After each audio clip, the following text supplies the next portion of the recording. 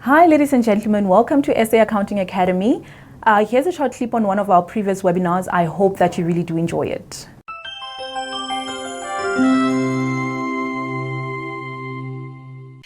So for those of you, if you have come to a previous one, this might be a slightly different conversation, but we will get to all the points that we need to get to. I don't think you can ever, if you're going to have an organic conversation about something like ethics, there's no ways that you can sort of sit and sort of say, okay, well, now we're going to talk about this, and now we're going to talk about that, and now we're going to talk about that. I think ethics is one of those. It evolves and it changes, and you've got to be constantly aware of your surroundings. And different things come to mind at different times. I think at the moment, one of the things that's going to come to mind very much is where we're sitting in the country at the moment, that we're a day before elections.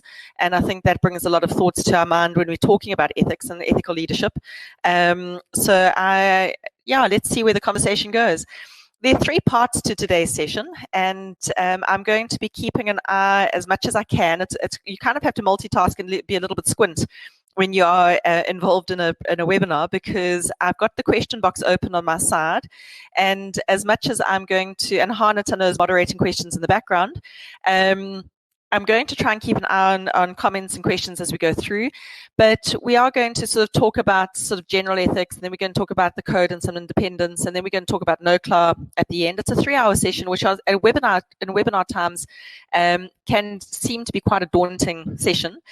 I will call for a couple of breaks. And I know that SAAA, we don't normally do breaks, but this is it's a live webinar today. It's not a pre-recorded webinar. I am sitting here talking to you as much as you're sitting there listening to me. So I will try on the hour call for sort of like a 5-10 minute break, just so we can stretch and check your phones and have a cup of coffee and enjoy a step away from your computer to come back in, so that we can engage again with fresh minds. And we can, I want you to sit and reflect. Okay, it's a difficult thing to do ethics on a webinar, because I often take non-verbal cues from our audience when I am engaging with you. It's very interesting to watch you shuffle in your seats and watch you either smile knowingly at me or shake your head or look for the nearest exit to see if you can get out of there fast. But with a webinar, I'm sort of talking to a screen, so that's again why any comments you might have and any thoughts you might have, if you want to pop them into the question box, they will be appreciated. Just to give some feedback, because ethics is also a pretty sensitive topic to talk about. It's a difficult topic to talk about because you have to put so much of yourself into it.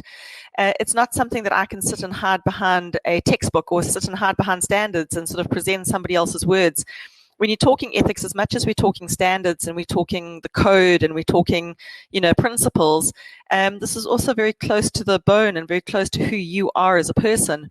And that's the way it should be, okay? And I think that's why people often get a little bit anxious and uncomfortable when it comes to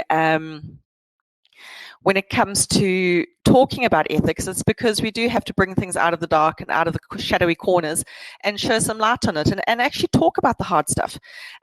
One of the best things you can do for yourself is to have a sounding board in life, so that you can question things and you can query things and you can speak to people about what your challenges are, because that is definitely going to be a safeguard. It's definitely going to be something that you can check yourself with, and you can query yourself with, because one of the things, and again, for those of you who've heard me before and talking on these topics, I've got a few things that I say repeatedly in my life, and when I come to ethics, and psychologists will tell you that you've got to say things 9 times before people hear you. But when I train ethics, or when I talk ethics, and this is something I'm incredibly passionate about, but ethics is not something I can teach you. Okay, so first off, this is not something, I'm not here to tell you what is right and wrong. I'm not here to teach you right and wrong. That ship has sailed. Okay, that ship is long gone. There is no ways I'm here to preach. Okay, and often, just by the way, the ones that need to be preached to are not in attendance. They are, it's like preaching to the choir. The people that need to hear are not here. The people that are here are already questioning and already self-reflective and already are aware of challenges and are open to the conversation. Ethics in this space is about awareness. Okay, I'm here to ask some difficult questions, or make us sit and reflect on what's going on, and for us to be aware of what we are thinking and why we're thinking it. And we've got to be open-minded. We've got to be aware. We've got to be willing to change our thoughts. But I can't teach you ethics.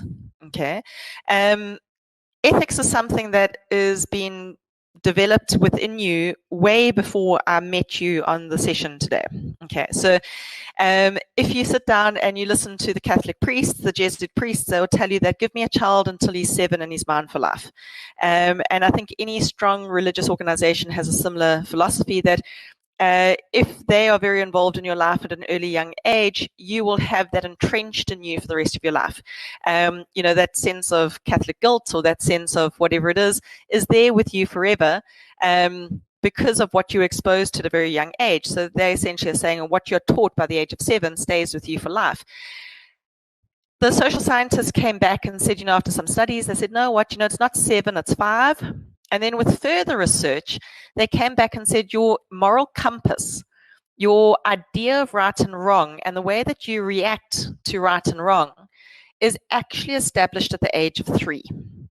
Okay, so let's just think about this for a second. At the age of 3, you learn right from wrong. Okay, you've got a sense of right from wrong at the age of 3. Now, I don't know about you, but as a parent, that scares me. Okay, that scares me quite a bit, because if you think about it, who's looking after children, who's guiding them, who's instilling in them a sense of right and wrong by the age of 3 in our modern society? But why did they say 3? What is it about a 3-year-old that they say at this point you can see that the moral compass is being set? Well, at 3, children learn to lie. Okay, so at 3, children learn to lie. They don't lie well. Okay, let's just get that right. Okay, they don't lie well, but children learn to lie. So, no, mommy, I did not eat the chocolate cake, says your child with chocolate smeared from ear to ear. But they knew at that point in time that if they told you that they ate the chocolate cake when they knew they were not supposed to, that they had done something wrong. So they knew that they better make something up so that they didn't get into trouble, which meant that they had an idea of right from wrong. Okay, which meant that this moral compass has been molded and formed, which means when I meet you now in life, and I'm not going to do a demographic test to see where you are in your life, but I'm guessing you're older than 3. You've had a lot of exposure to various different influences from your family, from communities, from society, from your friends, from your education, to form an idea of right from wrong and to form your moral fiber. Okay, so I can't change that. That is set. But what I can challenge you with is to ask you, is what you believe true? Is what your instinctive reaction true? Okay, because this is where we have to step in. And one of the issues that we're going to talk about in the first part of today's session is the idea of general ethics, which is that you've got 3 types of ethics that are going to be swirling around in your life. Okay, and for everything that is precious to you, I really do pray that these 3 elements of ethics are aligned. Okay, your life will be a lot easier if you are flowing, if these 3 elements of ethics, these 3 courses of ethics are flowing in the same direction. Because if they're flowing in the same direction, it will be a lot easier in your life. So you're going to have your personal ethics. So who are you as a person? How did you grow up? What was your background? What were your influences? And what is it that you believe right from wrong to be?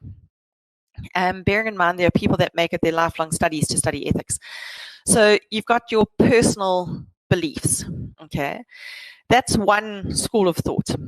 Then you're going to take that across to your professional beliefs, because you are part of an accounting profession. And accountants have a certain ethical code of conduct.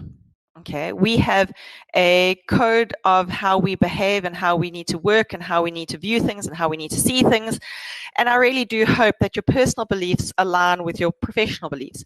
And if you're thinking about this, it does sound like the beginning of a bad joke, but I've got two really good friends, two of my best mates. One's an attorney and one's a psychiatrist. Okay, and I'm not even joking. This is definitely the truth. And we go on park runs and we have wine and we chat.